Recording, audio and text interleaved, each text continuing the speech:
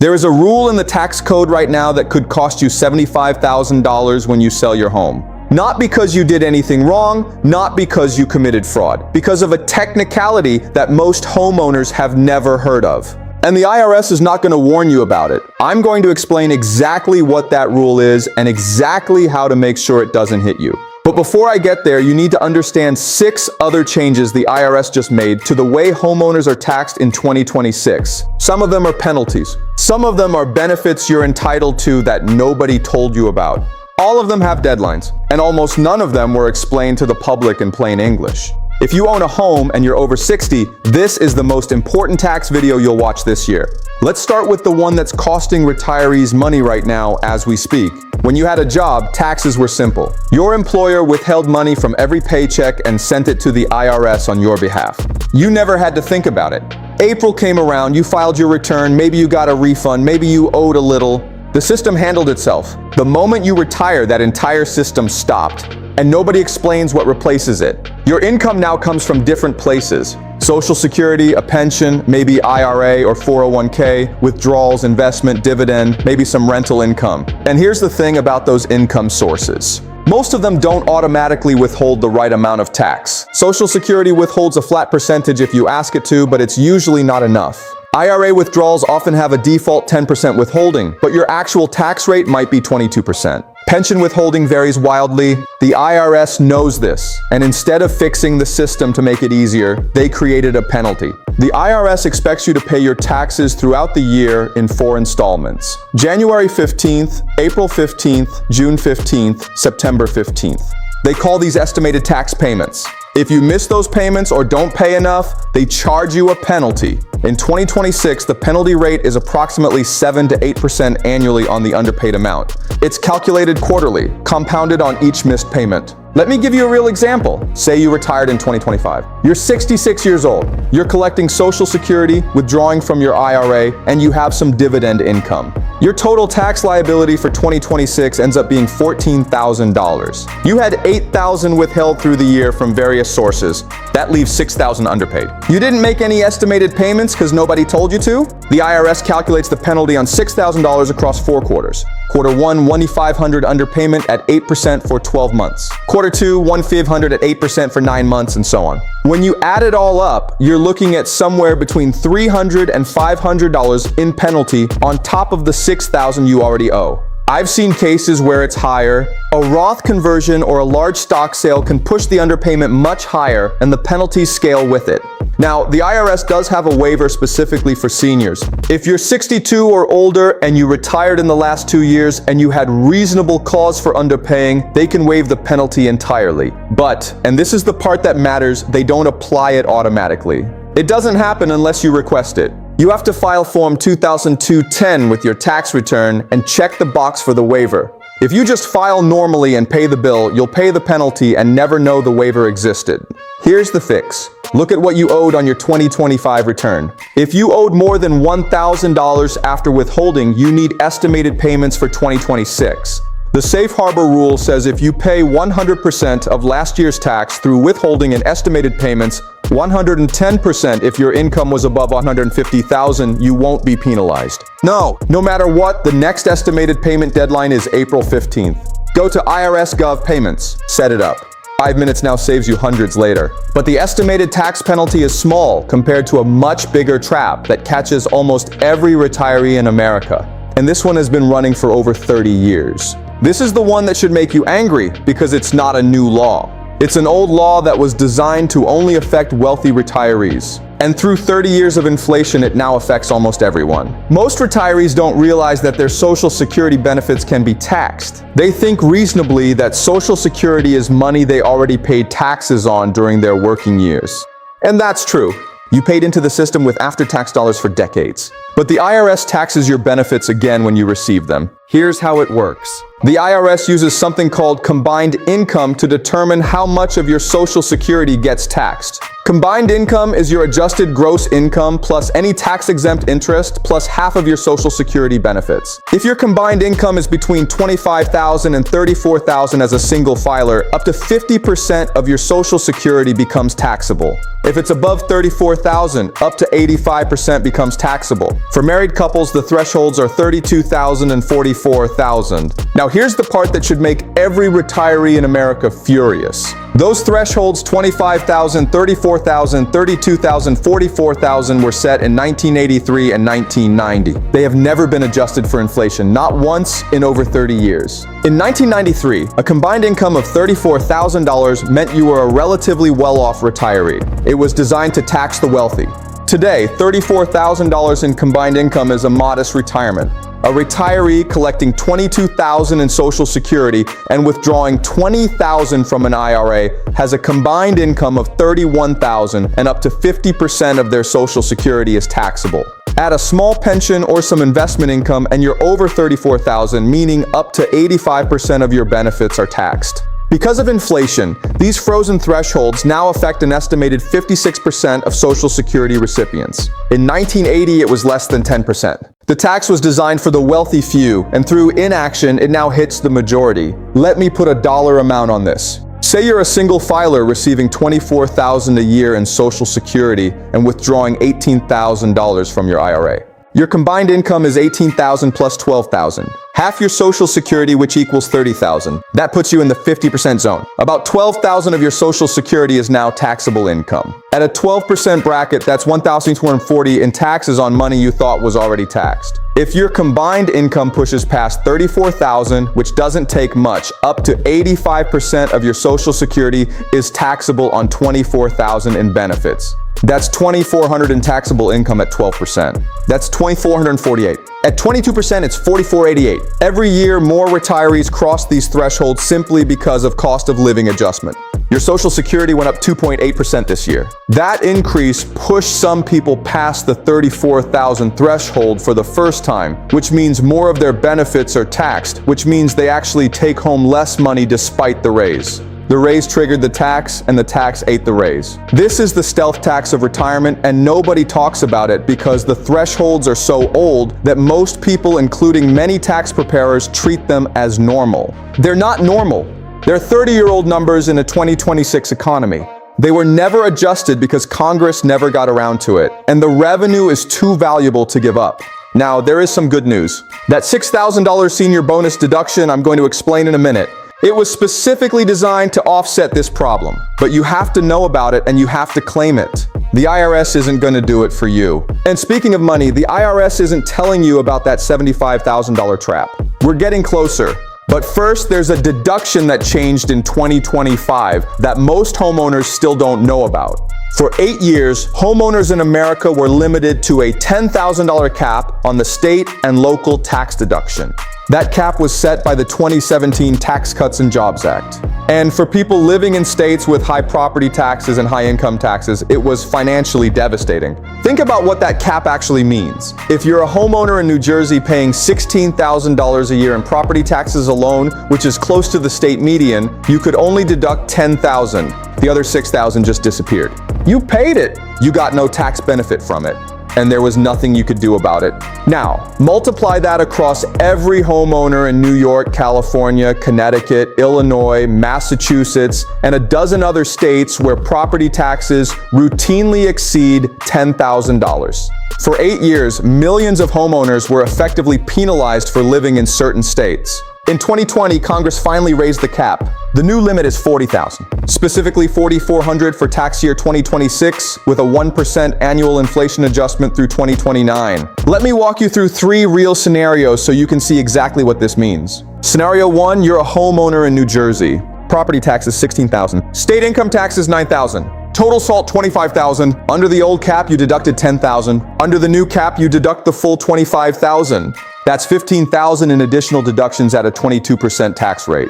You just saved $300. Scenario 2, you're in Connecticut. Property tax is $12,000. State income tax is $14,000. Total SALT $26,000. Old cap $10,000 deducted. New cap $26,000 deducted. Additional savings at 22%, $3,520. Scenario 3, you're in California. Property tax is $8,000. State income tax is $22,000. Total SALT $30,000. Old cap $10,000. New cap $30,000. That's $20,000 in additional deductions at 22%, $4,400 back. Now here's the critical part that nobody is saying clearly enough. To claim the SALT deduction, you have to itemize your taxes. And millions of homeowners switched to the standard deduction back in 2017 when the cap went to $10,000 because it wasn't worth itemizing anymore. They've been taking the standard deduction on autopilot for 8 years. The cap has changed, but their filing habits haven't. The standard deduction for 2026 is $16,100 for single filers and $32,200 for married filing jointly. If your SALT taxes plus your mortgage interest plus your charitable contributions exceed those numbers, you need to itemize. Period.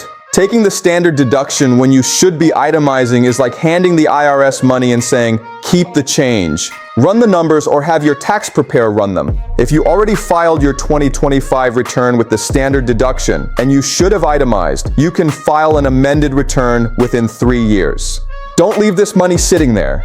There's one income limitation.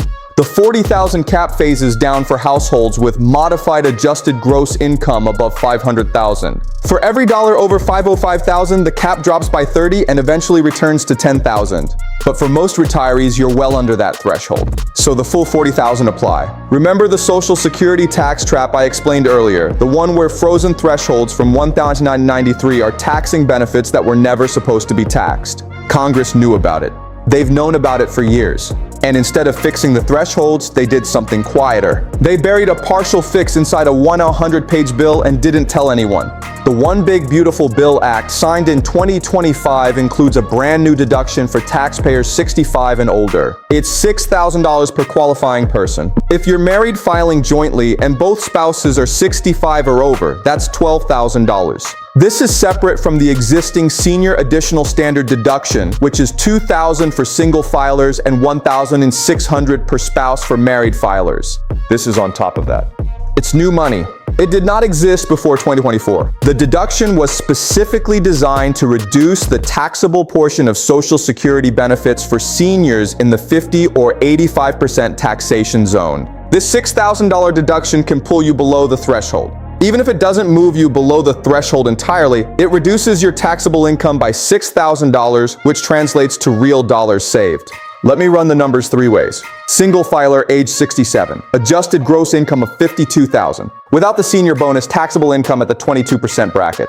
With the $6,000 senior bonus, taxable income drops to $46,000. Tax savings $1,320. Married couple, both 68, combined AGI of $80,000. Without the bonus, full taxable income on $80,000 minus standard deduction. With the $12,000 senior bonus, taxable income drops by $12,000. At 22% marginal rate, that's $2,640 in savings. Single filer, age 70, AGI of $38,000. This person was in the zone where 85% of Social Security was taxable. The $6,000 deduction drops their combined income below the $34,000 threshold. Now only 50% of their Social Security is taxable instead of 85%. That's a swing of several thousand in taxable income, saving them potentially $1,500 to $2,000 just from the bracket change. The income limits for the full deduction are $75,000 for single filers and $150,000 for married filing jointly. Above those limits, it phases out. Below them, full benefit. This deduction is available right now for your 2025 return, which is due April 15th. If you already filed without it, file an amended return. If you haven't filed yet, make sure it's being applied. And I want to be very direct about this. Not all tax preparation software is flagging this deduction automatically. It's brand new.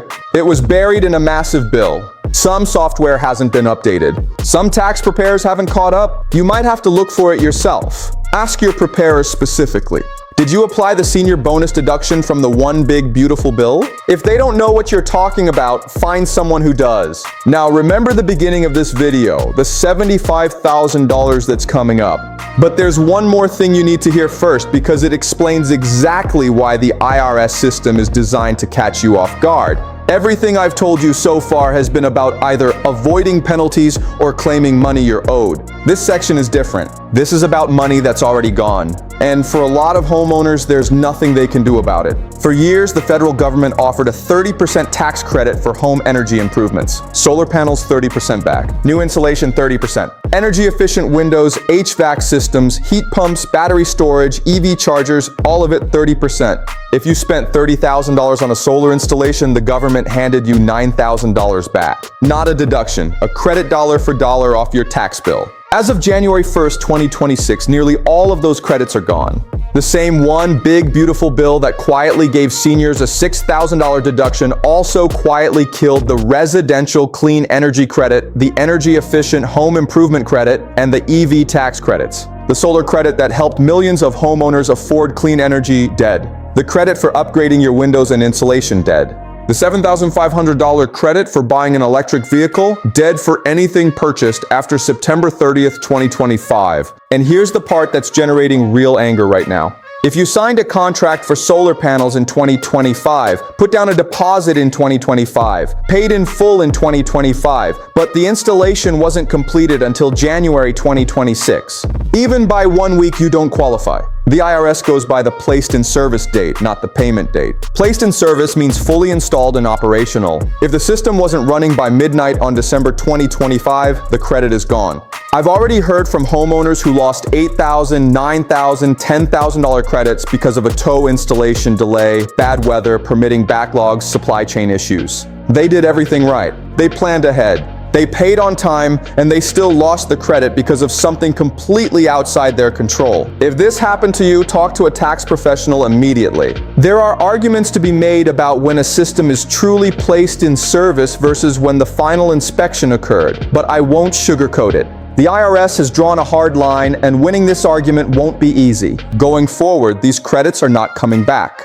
They were eliminated, not paused. If you were planning energy upgrades for 2026 or 2027, the federal incentive no longer exists. Some states still offer their own credits and rebates, but that 30% federal credit that everybody counted on is permanently gone. A 1,100-page bill, one buried paragraph, millions of homeowners affected, and almost no public explanation. Which brings me to the one I've been building toward this entire video. This is it. The rule I warned you about in the first 10 seconds of this video, and I saved it for now because I need you to understand how it works, who it catches, and what the IRS expects you to do about it, which is nothing. They expect you to figure it out yourself, and most people don't. When you sell your primary residence, the IRS allows you to exclude a portion of your capital gains from taxes. If you're single, the exclusion is $250,000. If you're married filing jointly, it's $500,000. This has been the law since 1997. Before that, there was actually a one-time exclusion specifically for homeowners over 55. Congress eliminated the age-based rule and replaced it with the current system, which applies to everyone regardless of age. Most homeowners think this means they're automatically protected when they sell. That is not how it works. To claim the exclusion, you must pass 3 tests. The ownership test. You must have owned the home for at least 2 of the last 5 years before the sale. The use test. You must have lived in the home as your primary residence for at least 2 of the last 5 years. The frequency test. You can't have claimed this exclusion on another home sale within the past 2 years. For most homeowners, the ownership and frequency tests are not a problem. You've owned a home for decades. You haven't sold another home recently. The use test is where seniors get destroyed. Let me walk you through exactly how this happens. You're 74 years old. You bought your home in 1994 for $120,000. Today it's worth $520,000. That's $400,000 in capital gains. You lived in that home for 28 years. 3.5 years ago, your health started to decline. Maybe your knee, maybe your heart, maybe your spouse passed away, and living alone became difficult. You moved in with your daughter, or you moved to an assisted living facility, or you started spending most of your time at a smaller place in a warmer state. The house has been sitting there. Maybe a family member stays in it occasionally. Maybe you visit on holidays, but you haven't slept there for more than a few weeks a year in the last 3 years. Now you decide to sell. The house is too much to maintain. You want the equity. Your financial advisor says it makes sense. You list it, you get an offer, and you proceed with the sale. You assume you qualify for the $250,000 exclusion because you owned the home for almost 30 years. Of course you qualify. How could you not? But you don't because the IRS doesn't care that you lived there for 28 years. The test only looks at the most recent 5-year window, and in that window, the last 60 months, you only lived there for about 18 months. The test requires 24. You're 6 months short. Without the exclusion, you pay capital gains tax on the full $400,000. The long-term capital gains rate for most retirees is 15%. That's $60,000, but it gets worse. If your income from the sale pushes you above the threshold, which $400,000 in gains almost certainly will, the 3.8% net investment income tax kicks in too. That adds another $15,200. You're now looking at over $75,000 in federal taxes on the sale of your own home. $5,000 because you moved out 42 months ago instead of 36. Nobody called you. Nobody sent a letter. Nobody at the IRS flagged your account and said you might want to sell soon. The clock just ticked, and when it passed the threshold, the exemption disappeared. Now let me tell you what makes this even more painful. There is a partial exclusion available for people who move due to health reasons, work changes, or unforeseen circumstances. If you can document that you moved because a doctor recommended it, or because of a qualifying disability, you may be able to claim a PR-rated portion of the exclusion. The amount is based on the fraction of the 2-year requirement you completed. So if you lived in the home for 18 months out of the required 24, you could potentially claim 75% of the exclusion. That's $187,500 instead of $250,000. That still leaves $12,500 in taxable gains, but it's significantly better than paying tax on the full $400,000. But you need documentation, a letter from your doctor, medical records, proof that the move was health-related, not just a lifestyle choice. And you need a tax professional who knows how to file this correctly, because the partial exclusion is not something TurboAx walks you through. If you're a senior and you own a home that you're not living in full-time, I need you to do something right now. Count the months. Go back through your calendar and figure out exactly how many months you've lived in that home in the last 5 years. If you're below 24 months, the exclusion is gone. If you're at 24 or above, you still qualify, but the clock is ticking every month you're away. If you're at 20 or 22 months and you're thinking about selling, you might need to move back temporarily. Even a few months can make the difference between qualifying and not qualifying.